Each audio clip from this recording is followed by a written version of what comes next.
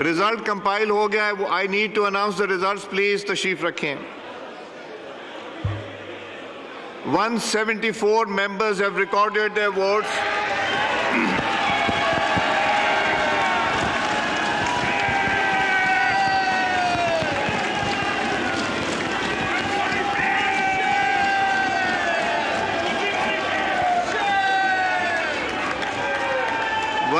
तशरीफ रखें।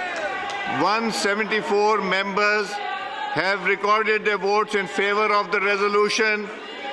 Consequently, the resolution for vote of no confidence against Mr. Imran Khan, the Prime Minister of Islamic Republic of Pakistan, has been passed by a majority of the total membership of the National Assembly.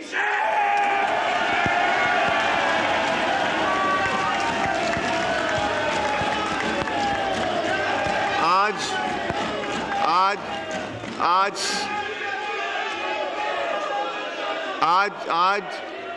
Please तशरीफ रखें, order in the house. आज पाकिस्तान की opposition के सारे कायदीन यहाँ बैठे हैं और शिद्दत से मियां नवाज शरीफ साहब की कमी महसूस हो रही है।